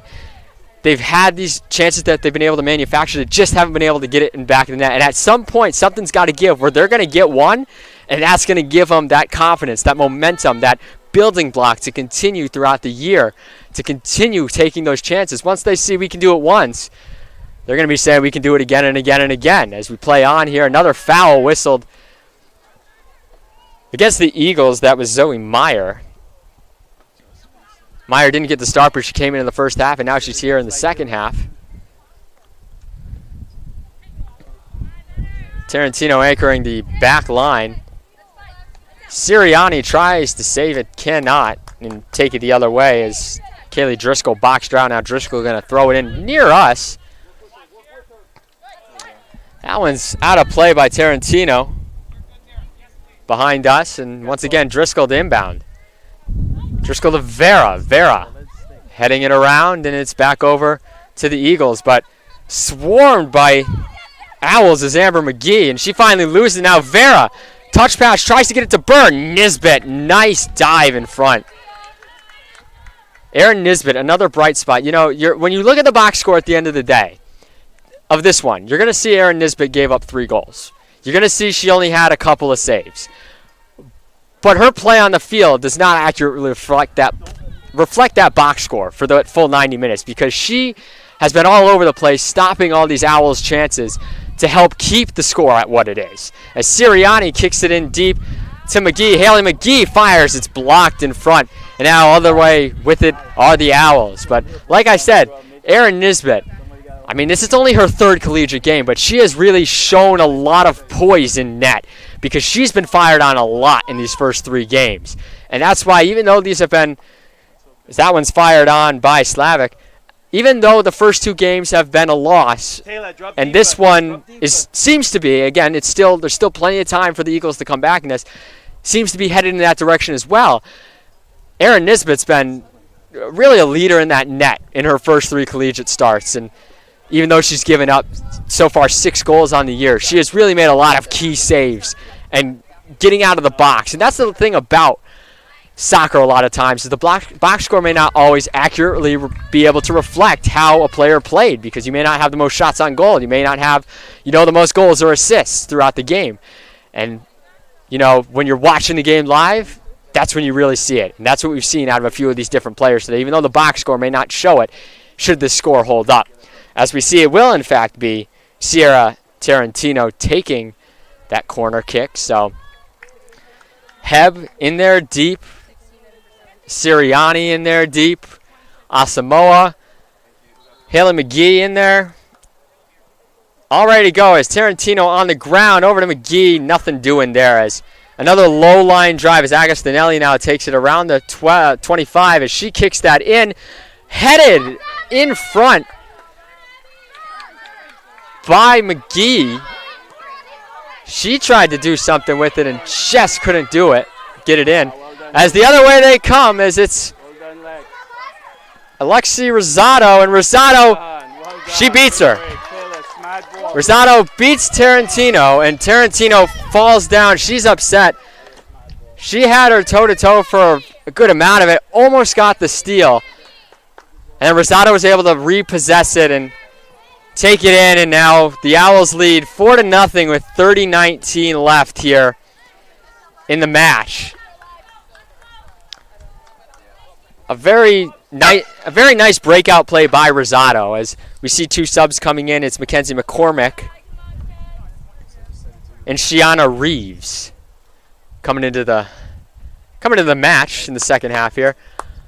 Tarantino did all she could on that one, and she nearly had it there, but Rosado just able to repossess it. Nisbet had come out very far out of the goal because she was trying to, as she's done so beautifully in these first 3 games, stop that possession from being, firm for her opposition, and that time just wasn't able to get to it, and Tarantino was beat.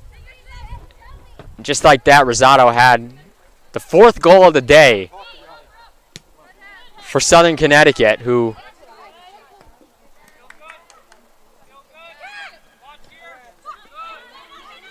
have really been in control the whole entire way.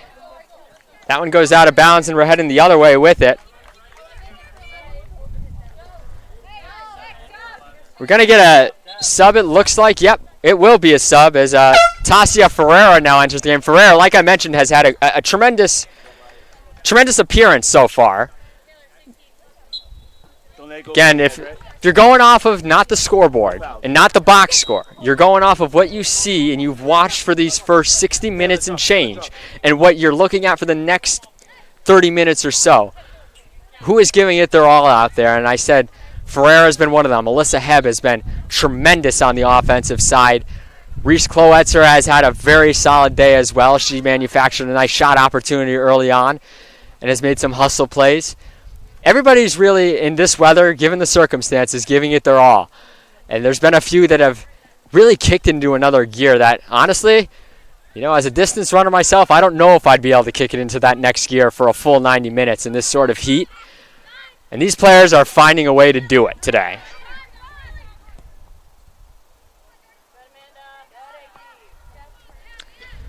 As we continue here with the second half action.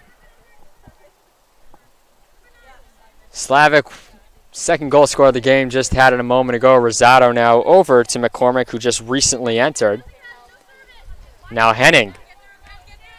Over to Burr. Burr, fancy footwork, tries to get around Tarantino, can't quite do it. Tarantino to inbound this one.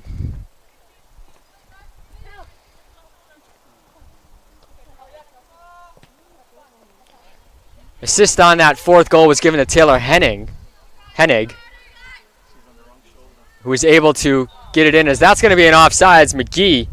Haley McGee. I like to make sure I differentiate that for folks at home, as both McGees have been heavily involved on the offensive end. Kicks it high, but she was already offside, so it's going to be the Owls' ball. So Taylor Hennig gets the assist.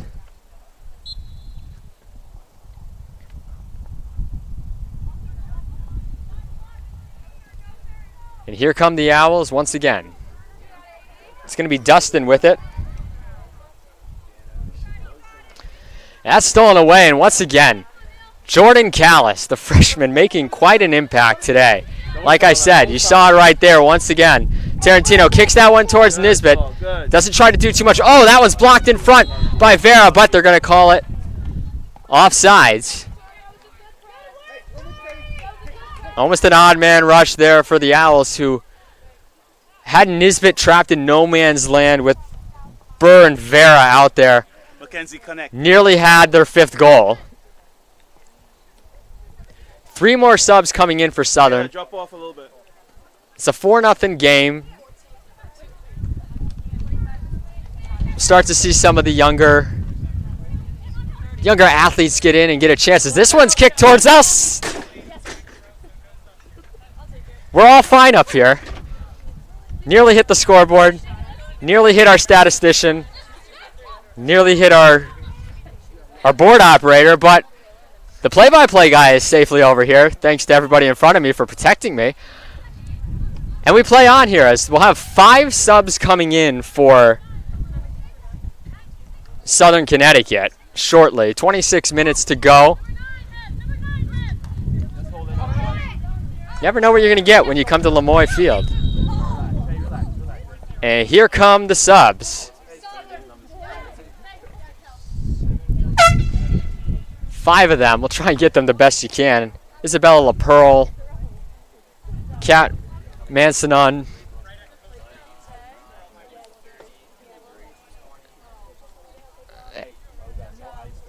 Nikki Delorier looks like she's in now too. I believe I'm missing 1 or 2. They kind of all ran on at once. Right away, Delorier over to Shania Reeves. Reeves across Nisbet. Got it. Tarantino holding that. Trying to get my left and rights right. Left knee area. Back. Looks like a hamstring area. Like I mentioned, we've had a few players cramp up. Hot temperatures will do that. 25 minutes to go. Heck, I'm going to take a swig of my water out here, as we're in the home stretch here at Lemoy Field. We got plenty of action left today and this weekend for all you Eagles fans watching around the U.S. Maybe you're overseas. We've got a lot of players from overseas, so I'm sure if you're tuning in from Europe, Asia, wherever you may be from, we're happy that you're joining us today. Australia, New Zealand. It's Asamoah on the offensive end with it. Ferreira now trying to hustle over there, but it's going to be kicked away by Driscoll out of bounds. Organize Gonna have a throw in here for your Eagles. At this point, with 24 minutes to go, if I'm the Eagles, I'm looking for some positive momentum heading into Sunday. You know, this game, while again, you never like to say it's over until it's over, because anything can happen, even if you're down 4-0 with this much time left. Crazier things have happened, but if you're looking towards the next game, you want to build something here, and how do you build? Get some momentum. As that one's kicked in deep, Cloetzer, a nice hustle play, is able to take that away from Delorier. I mean, she made up a lot of ground on that angle, was able to stop it from going right to Delorier, who more than likely would have had an open run towards the net, towards Nisbet. So nice play there by Cloetzer. Throw in. Tarantino kind of grabbed there, and when I say that, Tarantino grabbed at Delorier. As we're going to get a stoppage, Tarantino, again, slow to get up. She was slow to get up in the first half, and then this is the third time where she's kind of stumbled a little bit, and it looks like she's fighting through, too, right now, more than anything. And in this weather, you know, looks like they're gonna take her off now, as Faith Roy's gonna come into the game. But a big round of applause for Sierra Tarantino, who's really giving it her all out here today, and she's been knocked around and hitting to the ground a lot, but she is not giving up, and it's just to a point now where she's got to come out of the game, and you know it's early on in the year, so you don't want to risk anything long term. Wise decision to get her out, get her ready for Sunday potentially, as this is going to be a corner kick taken by Rosado. Rosado kicks it in deep. The header off of the head of Dustin goes out of play. That's going to be a goal kick for Nisbet. So we're also looking over, and we got 3 subs. The horn just made Taylor Gotsagan jump a little. It's going to be her. It's going to be her coming out along with Anna Stefanidis and Larissa Bluenschili. Bluenschili from Switzerland. So like I said, if you're watching over in Europe, Larissa's family, if you're watching, welcome to the broadcast.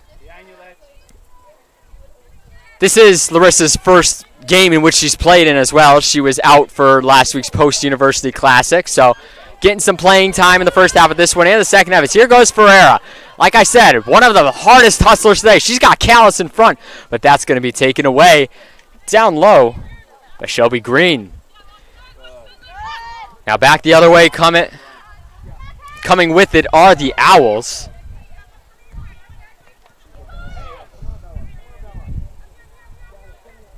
Nisbet getting it over to Roy, not Roy, that was Amber McGee. Faith Roy in front of her. Reese Cloetzer, crowded by Owls.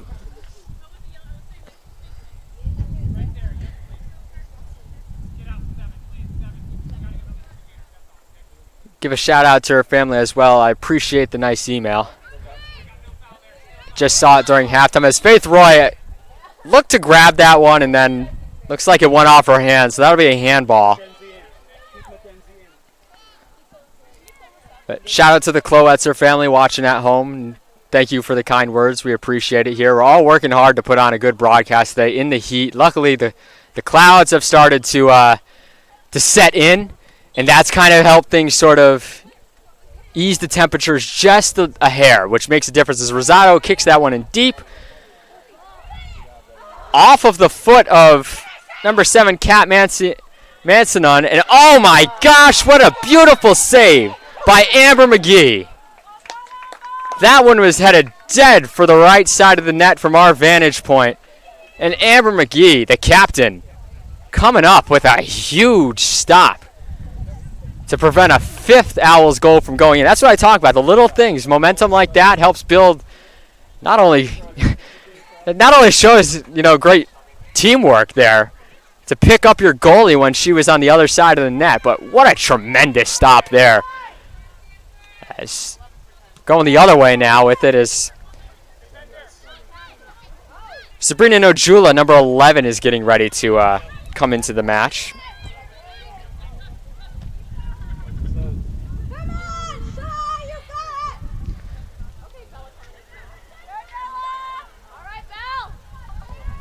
Down the right side with it are the Eagles, but it's going the other way.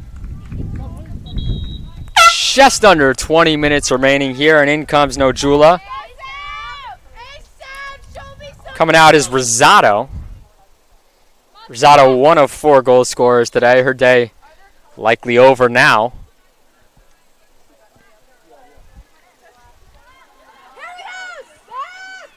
You know, for this Southern team, it is a big booster as well. As Scott Sagan kicks that one in deep. Callis just continuing to hustle, but like I said, this is a huge boost also for Southern. I mean, you come into this game coming off of a 3-1 loss to Bridgeport, and Bridgeport's no slouch of a team either, by the way. But now you come into this match, you put up 4 goals on post. You're feeling a lot better getting that first win of the year. You're 1-1-1 as you approach the NE10 conference schedule and whatnot. You're feeling good if you're on the Southern side, and for the Eagles, you're still looking for that elusive first goal on the season. And does Jordan Callis potentially have it? She's got a streaking Reese Clowetzer down the middle. Clowetzer falling back to avoid the offsides. Callis still working with it, but she's swarmed by the Owl defense. Gets it out to Ferreira. Back over to Callis. Callis now pushed off of by Delorier, and now the other way with it come the Owls. So we're approaching the end of this game, too. You know, it is, like I've mentioned time and time again, a hot day. The equipment starts to heat up, so we apologize if there's any audio or video issues down the stretch here. You know, equipment can only handle so much, and as the temperatures rise with the running of the equipment, it can kind of slow down. I can feel the heat of the Mac laptop and the soundboard and the switcher board right now, as things have really heated up. It's 18:05 remaining here in the second half. We're taking a quick water break. I'm taking a quick water break. And we'll head to a quick commercial break here on the Nest Network, brought to you by CACC Network. I'm Michael Vesci joining you. We'll be back in about a minute or two once they get ready to go back out on the pitch.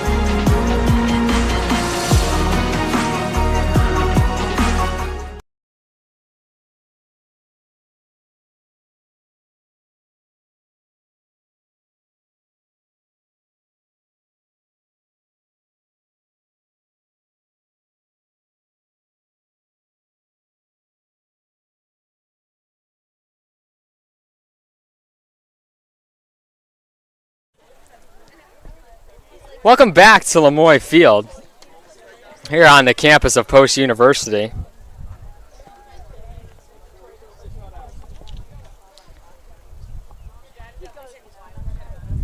For 4-0 Southern Connecticut State University in the closing minutes of the second half. 18 and change to go. They had a water break. We had a little bit of a water break at the 38-minute mark. That was also partially due to an injury on the field, but they used that as a time to kind of regroup, even though you just had the halftime break. And I will say, coming out of the second half, Post really came out aggressive on the offensive attack. And they've had opportunities. And we saw that in the first 2 games, too, I should mention. Against Pace and against New Haven, they had a slow first half and then came out firing in the second half. And we're seeing that here.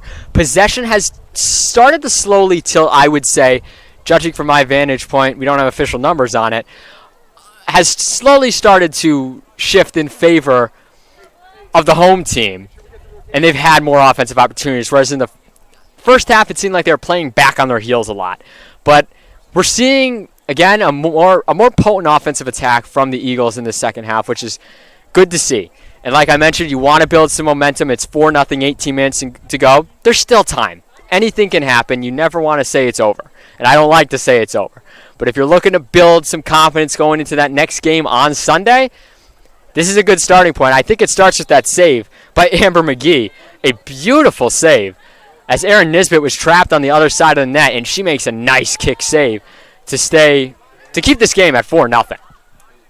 Now the other way with it is Isabella LaPearl, and now she's got it ahead to Delorier, who finishes the job. So Delorier adds her name to the goal scoring. The 5th different goal scorer for the Owls today. Just a beautifully placed ball in general. And with 17:48 to go, Southern Connecticut leads 5-0. A little bit of an announcer's jinx there. I just mentioned the great save and building momentum. We take a little bit of a step back here, but still, we got 17 minutes to continue and bring back that momentum as Laura Ryer is going to get ready to check in for Southern.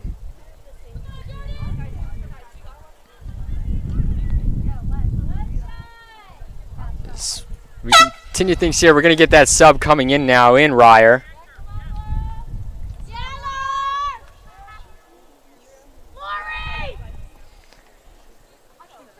Coming off of the pitch is Kaylee Driscoll. She had herself a great day.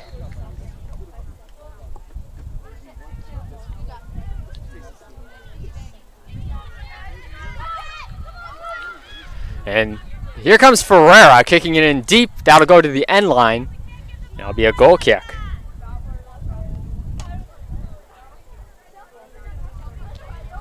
Clouds starting to get a little bit darker out here.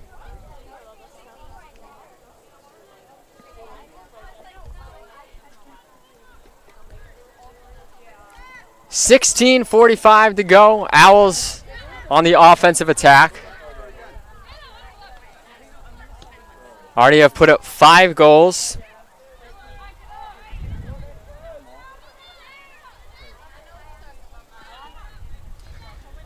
And continue to play around with it on the defensive end.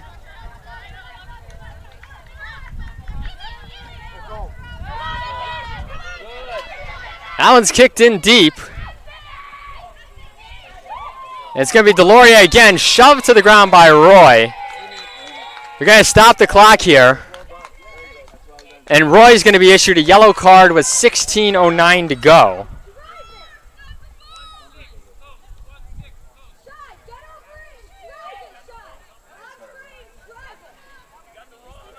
So they called it on Alyssa Hebb, but Faith Roy had the takedown. I'm sure that'll be remedied by the end of the game. But that was very clearly on Faith Roy.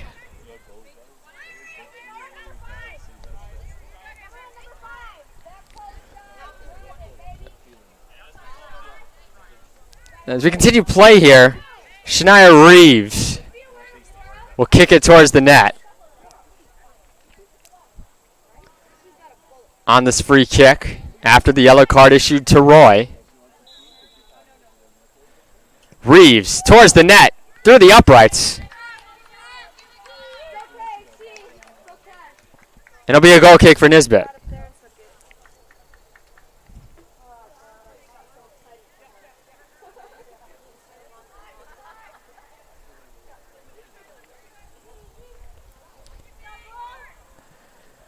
Eagles looking to get something going here with 15 minutes to go.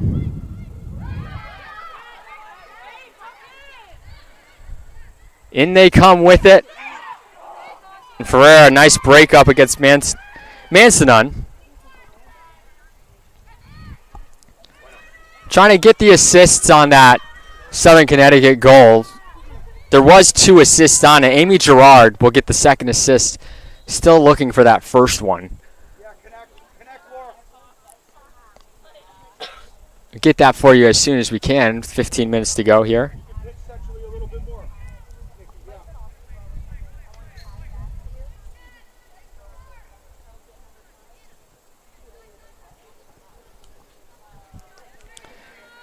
I believe it was Amanda Dustin, but I cannot quite tell on the replay that I saw.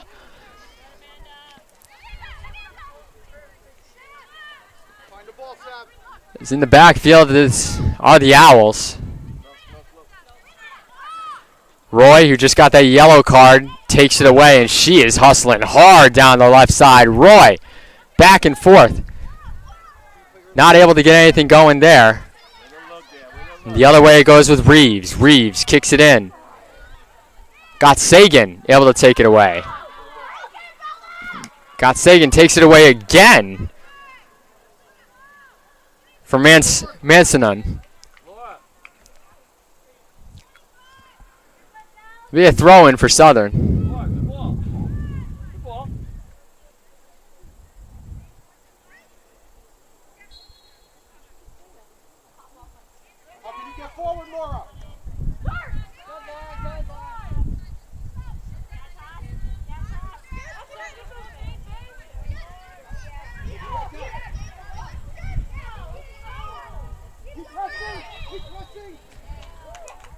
Got a foul there on the Eagles, 13 minutes to go.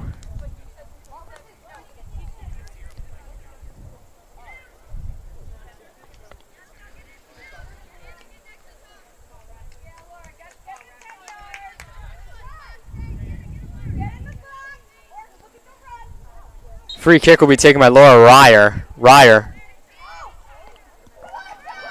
gets it over to Reeves. Reeves down low. Reeves crossing. That's going to get over to Isabella LaPearl. Kicked in deep by McCormick.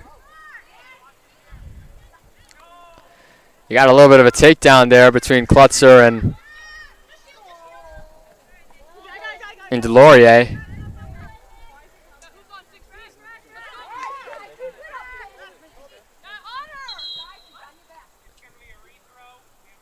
And Ferreira now down.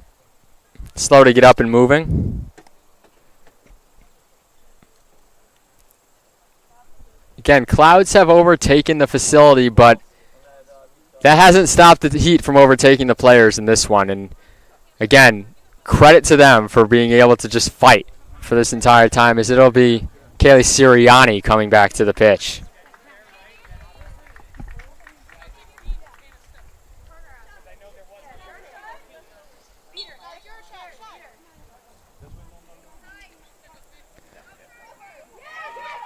Down the right side is Delorier. Delorier across. Nothing doing there.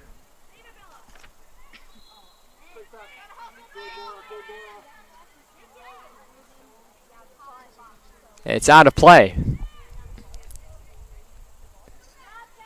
Eagles looking to try and do something here. Maybe get that first goal of the year as we wind down the time here.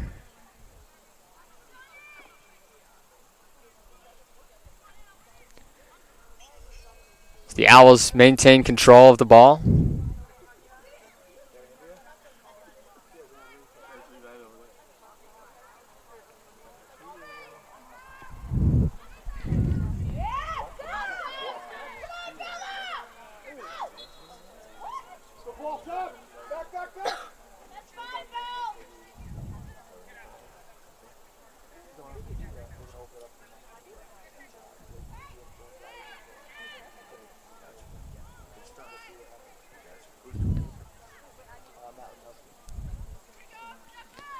Down the right side with it is Jordan Callis, and she gets it back as that one goes out of play.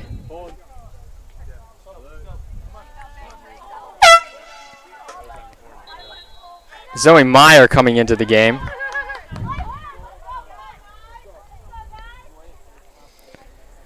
As we're about to see the bench empty completely for Southern, as 7 players come in, including the goalie.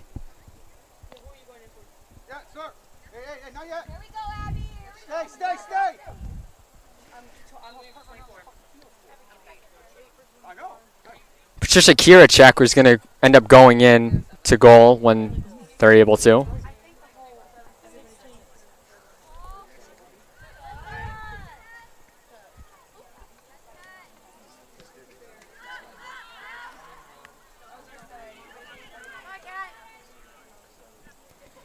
Ball bouncing around between the Owls. As I look behind me, we've got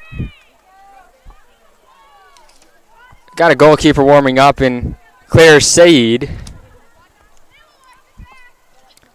for the Eagles. Saeed looking to make her first appearance of the young season.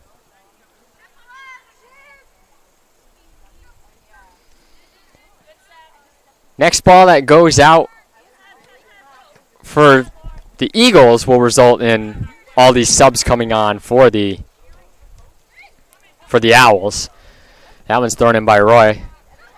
Klutzer gets it and it's taken away. Now the other way they come.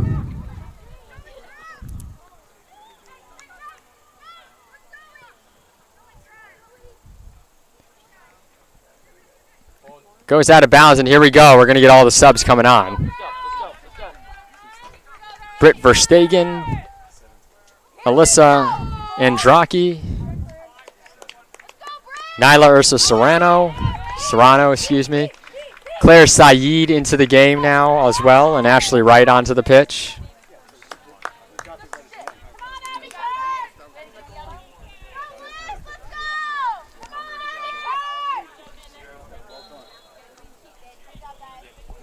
So Claire Saeed into the match, her first appearance this season.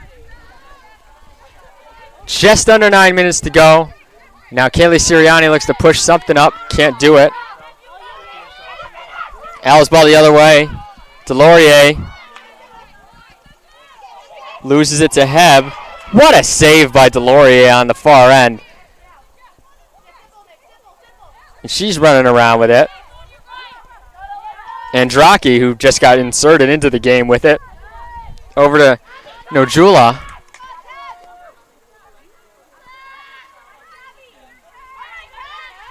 Diving all around for it are these Owls. Is Faith Roy going to get to that one? And now the Eagles trying to go the other way. They cannot. That one's taken away by Laura Ryer. Ryer cross. Saeed can't make the save. And that's going to be a goal for Ryer. Laura Ryer makes it 6-0 with 7:55 left here at Lemoy Field.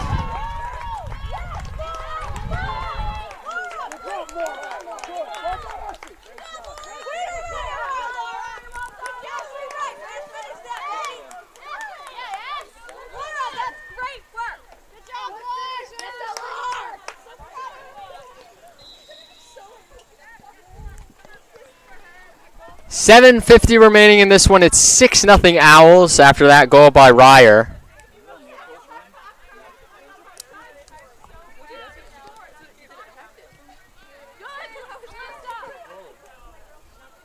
As the Eagles looking to see what they can salvage down the stretch here, as there'll be a throw-in for them.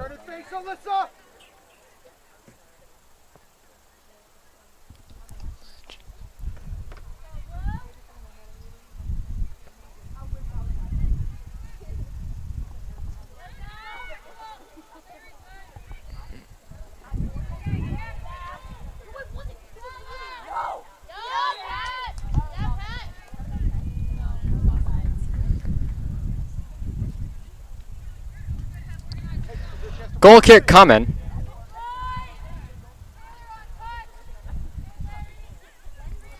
Just under 7 to go now.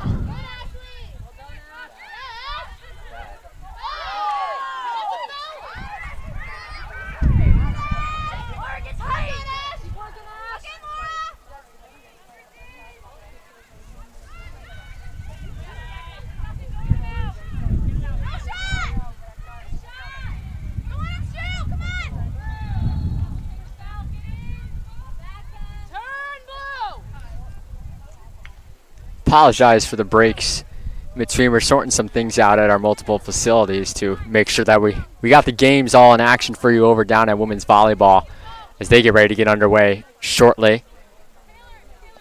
As Kaylee Sirianni will take this free kick with 6 minutes to go.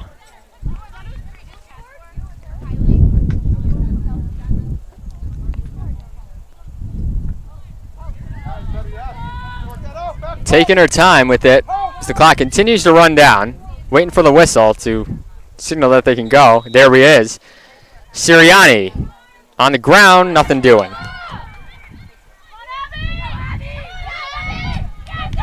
Back the other way go the Owls. Looks like we're going to have another free kick here.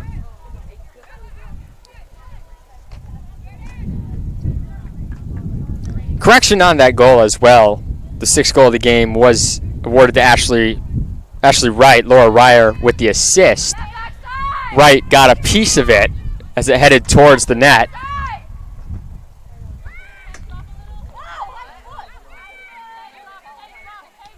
As the Eagle offense looks to get something going, Jordan Callis deep in there with everybody else, and out with it come the Owls. We take a look at the team stats right now. 17 shots so far for Southern Connecticut, 8 of those on net. 13 fouls, 12 for post. 1 yellow card each, 5 corners for Southern Connecticut, 3 for post. 8 shots on goal for Southern Connecticut, 2 for post. Post had a couple of good opportunities early on in the the second half. Have started to slow things down. We've caught a fortunate break with the overcast skies. That's going to be way offsides. They call it offsides, and the Eagle ball deep in their own zone. 4 minutes to go in this matchup. Of course, be sure to join Griffin Cass over on the Nest Network with the second game of volleyball today and the 6 o'clock one tonight. And then join us tomorrow for football, which Jeff Nelson will be doing at 1 o'clock, as well as 5 games done by George Hathaway for volleyball as they'll finish up their tournament tomorrow. You're going to get another foul called. It's going to be a free kick going the other way.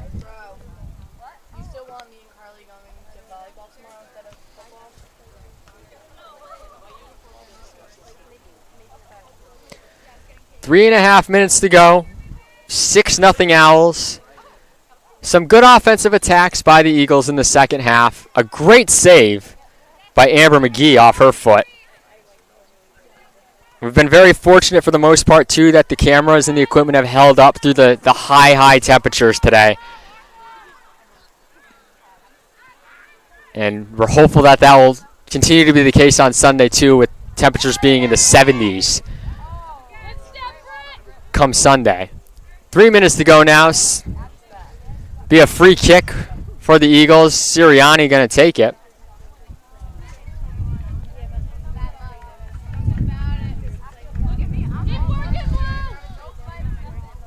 We'll see what she can do here. Manufacture another offensive opportunity.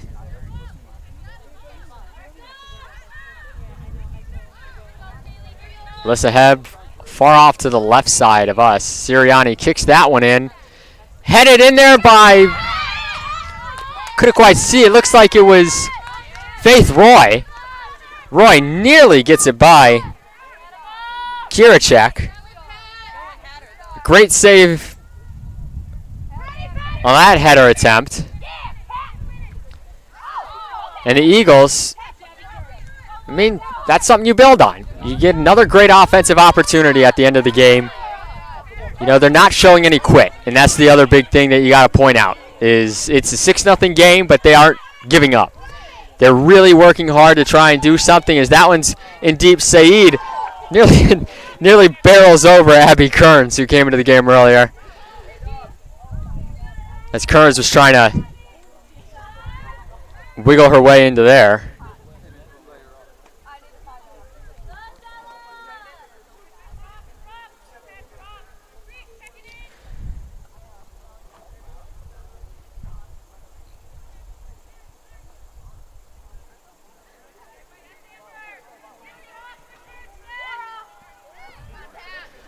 Sirianni trying to hustle that one down.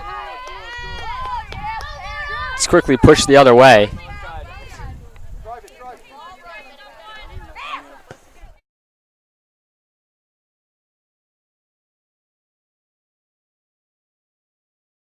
Got 1 minute to go here. Delorier with it across. That one's kicked into the air by, give it a moment as she lifted her shirt. And she was upset. Isabella LaPearl kicks that one towards the net just high as we close in on the final 30. Here from Lemoy Field.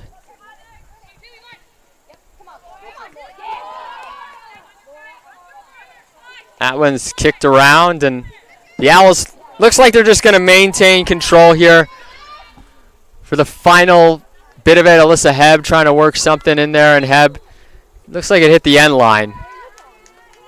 As we'll go quiet for the final 10 seconds of this one. We'll be back with you momentarily.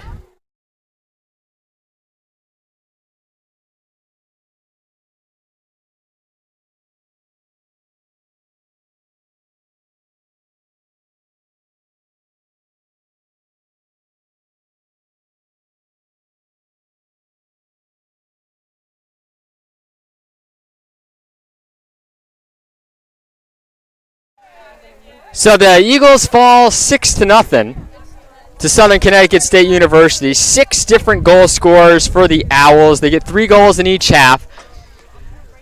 But there's a lot of positives to take away from this if you're the Eagles. They started to really get the game going in the second half with offense, which has been the key in all 3 of their matchups. They just have not been able to put it in the back of the net. But like I said, if you want to have a few stars of the game, Erin Nisbet, who's been, again, it's not going to reflect in the box score, but she had some tremendous stops, tremendous plays in general in this game.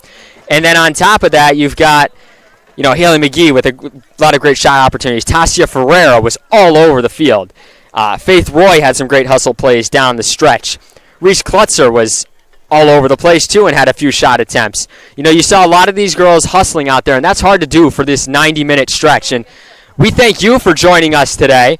And we appreciate you joining us, and we appreciate all the athletic trainers and all the hard-working people here at Lemoy Field who helped make this game possible, and the players, nonetheless, for giving it their all on a hot 90-degree day, 90 minutes of soccer today on Lemoy Field. We thank you for joining us. Be sure to go on over to check out women's volleyball on our YouTube channel at CAC Network. I'm Michael Vesci from Lemoy Field. The final score of today's game, 6-0 Southern Connecticut State University. We'll see you back here on Sunday, but we'll see you tomorrow at football with Jeff Nelson at 1 o'clock as your Post University Eagles will take on Lincoln University from Pennsylvania. And we'll have 5 more volleyball matches for you. We got 2 more tonight. Michael Vesci signing off from Lemoy Field.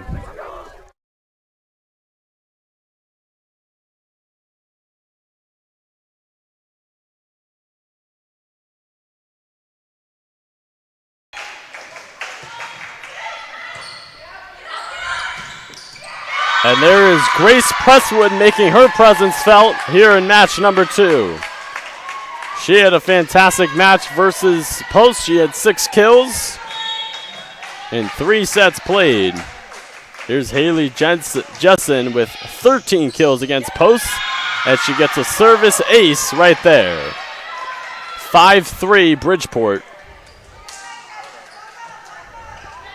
As Franklin Pierce is looking to keep their undefeated record after today. Again, coming into today at 2-0 here at the Post Eagles Invitational, as that serve had too much on it from Jessen, and the point will be awarded to the Ravens.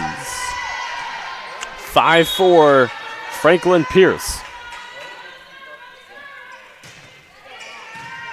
Nice dig there from Carmona Bailey. Now Mathis, who is a former Eagle. Here comes Mathis. Oh, what a spike.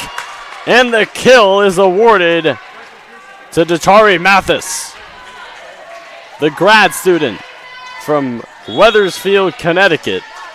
It's 6-4. As that's a nice dig there from Brandt. Oh, what a spike there.